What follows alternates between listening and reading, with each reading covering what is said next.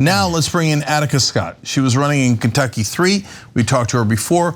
Unfortunately, she did not win tonight. But Attica, thank you for joining us again. We appreciate it.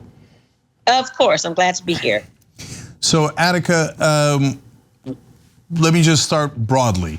So you ran a tough race, strong race, but you lost tonight. And so what do you make of the results and what you learned from the campaign?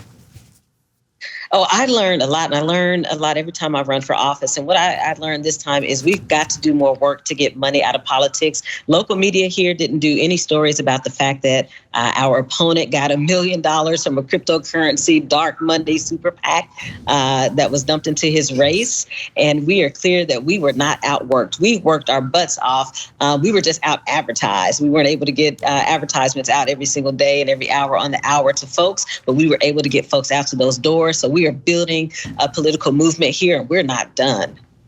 All right, I love that attitude. So Attica, my thesis is that politics is at least 90% money and media. And I wish that the other parts were a bigger factor, but money and media has steamrolled us so many times. So has that been your experience? It has certainly been my experience, and this race is a primary example of that. I mean, you know, the current congressman put his thumb on the scale and helped my opponent to raise close to $1 million for his race. And then we saw this super PAC, this cryptocurrency super PAC, dump $1 million into the race to do ads on top of ads on top of ads. And we built the people power. And while people can knock on a limited number of doors, they did their best. And one day they knocked on almost 1,000 doors. So I give all love and shout out to the folks who put in that work, because I want them to know that this is not a moment to give up. This is time to double down and to keep going. So Attica, is it possible that the local media did not report on the $1 million from the crypto guys because it went to them? Who knows? That's a very good question. I know that the current congressman comes from local media, so there are different relationships that he has. And so from the very beginning, from the moment that I announced the race, local media ripped our campaign apart and did not treat the opponent in the same way. So who knows? It could be because of those relationships. I don't know. So Attica, Democratic leadership claims that they're neutral to progressives. It's hard not to burst out laughing at that, but has that been your experience with the incumbent putting and who's the incumbent for the folks at home?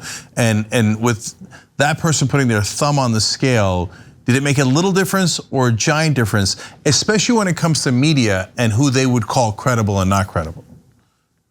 John Yarmuth is the current congressman, and it does make a difference. He comes from media. He owned the local alternative weekly news magazine here before his son took it over. So, of course, it makes a difference who's on the golf course, who's smoking cigars together, who's making backroom deals together, slapping each other on the back and on the shoulders. Me and the folks that I'm fighting for and with aren't in those spaces. Yep. So, Attica, obviously, next question is, what's next for you?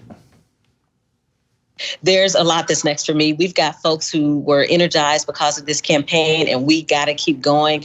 We can't let each other down. We got to keep lifting each other up. There are going to be folks who were part of this campaign who are going to run for office themselves. And who knows, if the people want me to run for office again, that's exactly what I will do. I love your attitude and energy. Go ahead, James. Yeah, so Attica, you mentioned off the top that we have to get money out of politics, and then that's something maybe you could work towards if you're in the position to do so. But from the position we are right here and now, and specifically where you are, maybe gained this much notoriety and attention and support here, from where we are at least, until there's enough actual progressives or people who actually represent their constituents in office, how do we do that kind of from here? I mean, I guess I'm not looking for you to give me the magic answer, but what are some of those inroads that could be done, considering what you saw and what you experienced while you were campaigning? I appreciate that question. I will say from my experience with my campaign, we have too many people who are moving in fear, who are afraid to call out even their own party, call out the Democratic Party for its message. Call out the Democratic Party for the way that it treats Black women and other women of color. Call it out every single time. Don't allow them to get a free pass because they're the Democrats. Just because you're a Democrat or you're a Democratic Party doesn't mean you're any better than the rest of us. Because I came from the projects doesn't mean that you're better than me. What it means is you should be doing better to represent me and people like me. That's why we don't come out and vote. That's why Kentucky has a 20% primary voting rate, because people have thrown up their hands and said the party isn't voting for student loan debt cancellation. The party isn't fighting for us on abortion access. The party isn't fighting on us on those issues that people are crying out for. So we've got to get louder. We've got to get bolder. We can't move in fear and be afraid of anyone in office or any political party, even the one that we may be a part of. Yeah.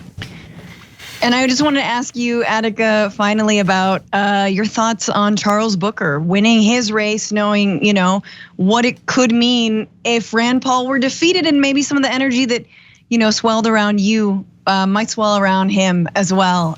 So yeah, just thoughts on the future for Kentucky.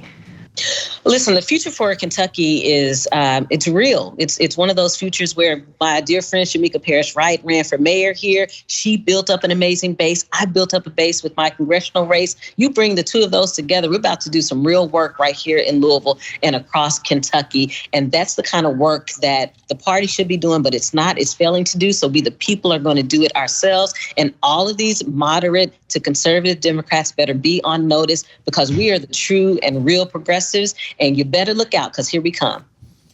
Okay. Right, I love it. Absolutely. Yeah, I mean, that is music to our ears, Attica. Okay, 100%. I mean, I can't wait to work with you, no matter which direction you're going forward, because that's the fighting spirit we absolutely love here. So thank you for running. Thank you for being bold and fighting back, and for being right. I mean, everything you said about the Democratic Party is unfortunately correct. And so, and it's on us. It's on us to fix it. And it's not easy. And I've seen it, you've seen it, a lot of good fighters have seen how incredibly difficult it is.